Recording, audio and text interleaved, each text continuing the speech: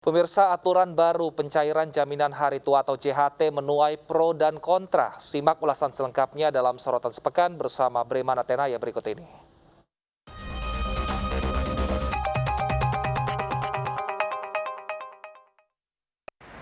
Betapa kagetnya kaum buruh.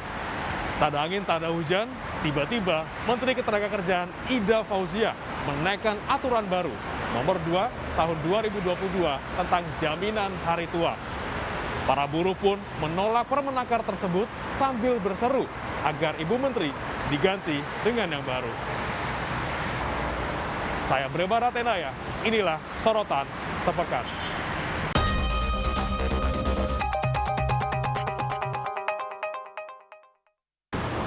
Kantor Kementerian Ketenagakerjaan beri tempat bagi sejumlah kelompok buruh menyalurkan aspirasi mereka untuk menolak Permenaker nomor 2 tahun 2022.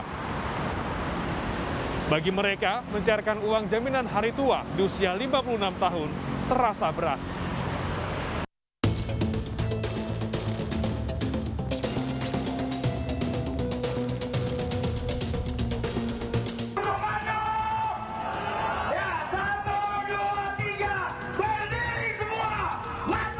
Buruh yang tergabung dalam Konfederasi Serikat Pekerja Indonesia berunjuk rasa di depan gedung Kementerian Tenaga Kerja. Perjuangan melawan kebijakan yang tidak adil.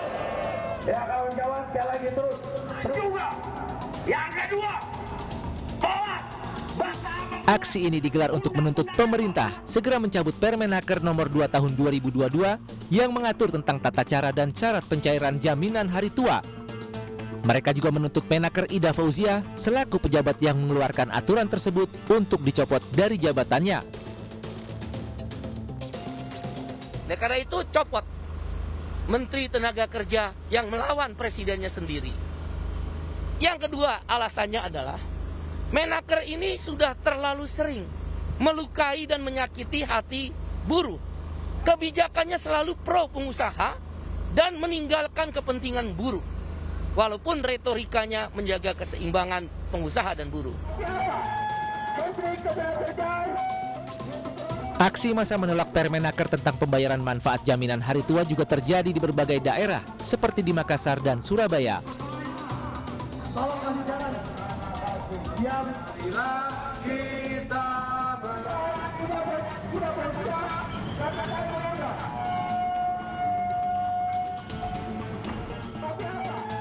Puluhan buruh yang tergabung dalam Aliansi Perjuangan Rakyat menggelar aksi demonstrasi di depan kantor BPJS Ketenagakerjaan Jalan Urip Sumoharjo, Kota Makassar, Sulawesi Selatan.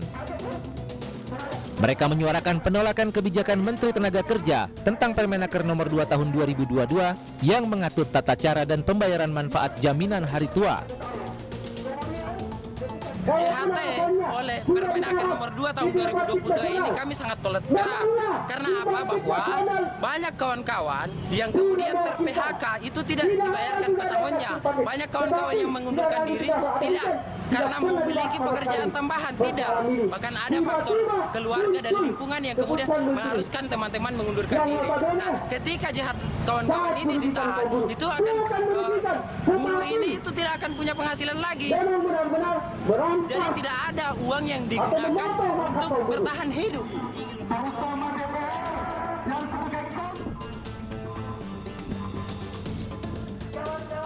Aksi yang sama juga terjadi di Surabaya, Jawa Timur.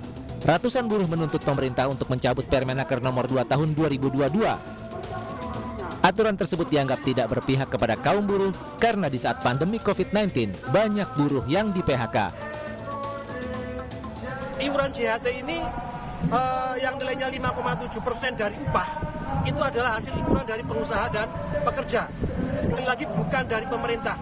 Tidak ada uang sepeser pun dari pemerintah di dalam iuran JHT ini. Tetapi sekali lagi ternyata pemerintah lewat Menteri Tenaga Kerja memaksakan supaya JHT ini cair 56 tahun. Atau dengan kata lain, kami merasa bahwa pemerintah ingin merampok uang pekerja, uang kami secara konstitusional, sehingga nanti tidak disalahkan. Menanggapi tuntutan buruh, Ketua DPP Partai Perindo Bidang Sosial dan Kesra, Jerry Tawaluyan menyatakan pemerintah seharusnya lebih mengedepankan aturan jaminan kehilangan pekerjaan atau JKP dibandingkan JHT. Kementerian Tenaga Kerja, saya kira itu kurang bijaksana dalam komunikasi politik dengan mengedepankan JHT.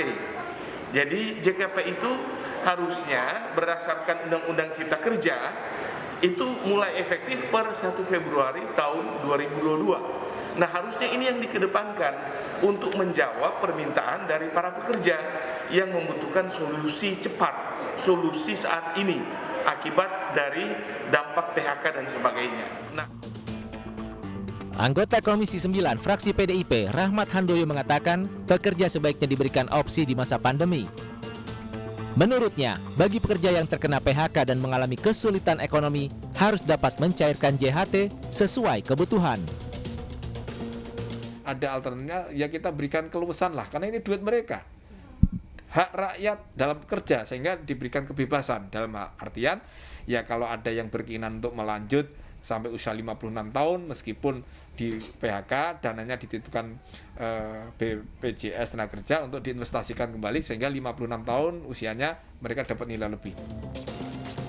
Selain turun ke jalan, kaum pekerja juga menyuarakan penolakan Permenaker nomor 2 tahun 2022 melalui penandatanganan petisi di change.org. Hingga akhir pekan ini, petisi menolak pencairan JHT di usia 56 tahun telah ditandatangani lebih dari 420.000 orang dari target 500.000 tanda tangan. Menteri Ketenagakerjaan Ida Fauziah bersikeras bahwa aturan baru JHT akan lebih memberikan manfaat bagi para pekerja di masa mendatang. Bahkan pemerintah telah menyiapkan aturan baru untuk mendampingi aturan terkait JHT, yaitu JKP atau Jaminan Kehilangan Pekerjaan.